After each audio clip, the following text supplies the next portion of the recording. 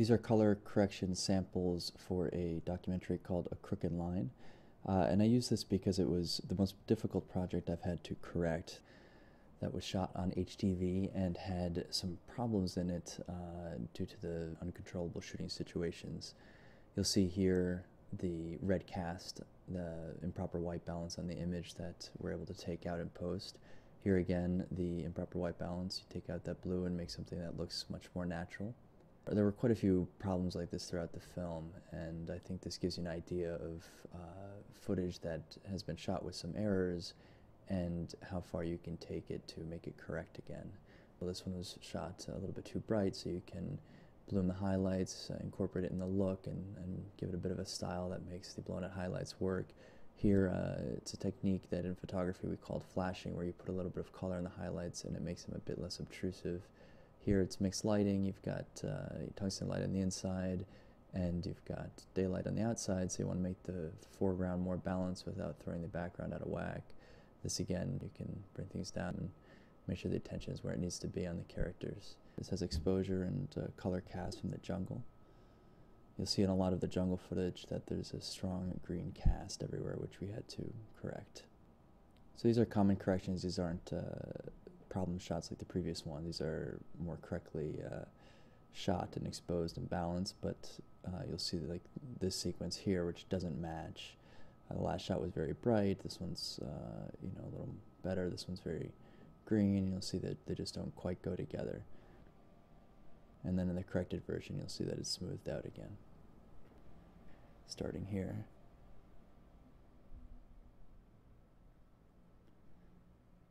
The shot was the toughest one to make match. Had to bring the exposure way down and make it fit the rest. And a lot of times you have to make a color sequence. You correct the most difficult shot and you have to make the other ones match that one. This is a color temperature problem, fluorescent lights, exposure problem, bring back as much as you can, get as much detail you can there. Again here. Just a little bit dark, color cast. Here again, exposure is a little bit dark, so you give it a little bit of stylized look, focus attention on the subjects. And here are just sort of exposure adjustments, color balance adjustments. Here again, you see the green cast of the jungle. And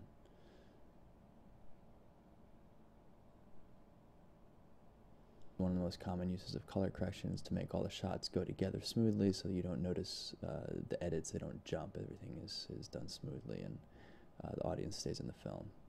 This is exposed quite bright, bring it down, flash the highlights.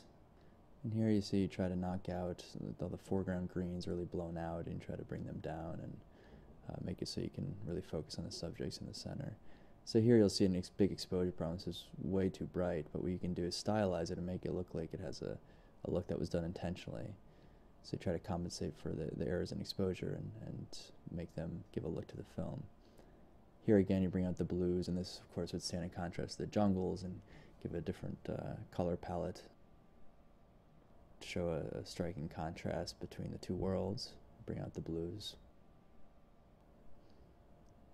A common shot of an airplane landing, but you can see how much more effective you can make it with just slight adjustments. Here you really bring out the boat, the colors in the sky for sunsets. These are very common ways to make your shots a little more effective. Kids, you give them some saturation, some contrast, and they really stand out. And here again, if you look at it, it looks this looks a lot like DV footage, and then the corrections really make it jump out and look like a movie.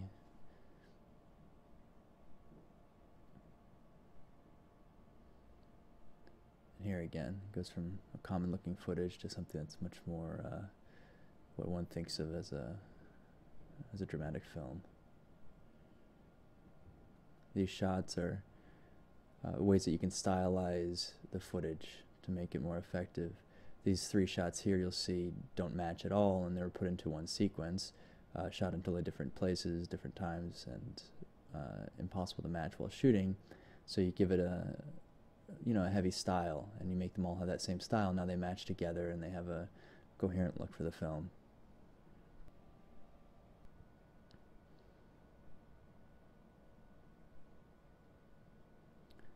And you can even see sometimes you don't, there's correct in color, and then there's also style or mood that you're trying to evoke. Like here, there's less detail actually in the one that I corrected, but you take away some of the shadow detail to give it more of a dramatic feeling, or try to create mood with the correction.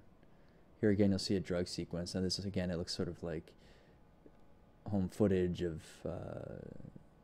this man taking drugs, and you can give it a style and a different look that makes it a little more cinematic. And you'll see that the correction, we tried to bring out the blood and make you feel the impact of his doing drugs.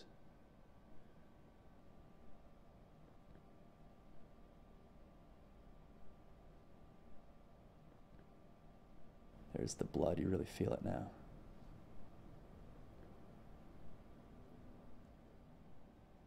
And this is subtle. I mean, you can go much further with these effects, but the idea is to keep someone in the film and make them feel the impact of the images.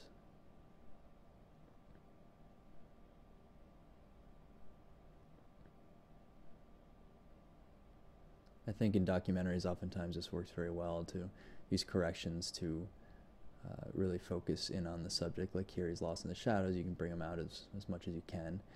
In DV, there's really not much detail. It's hard to pull things out of the shadows or the highlights, but you do as much as you can, and then you make corrections to focus on the subject's face in an interview or in scenes like this. With the proper treatment, you really can make video, HD or HDV, look a lot more like film, they say. I don't know if I'd say like film, but like what people are accustomed to seeing in a movie.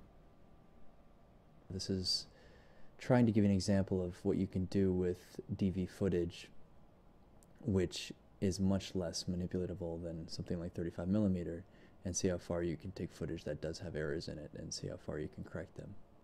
Be sure to watch the other video, which has color samples of Crow's Landing, which was shot professionally at 35mm. It gives you an idea a bit of what you can do with healthier footage.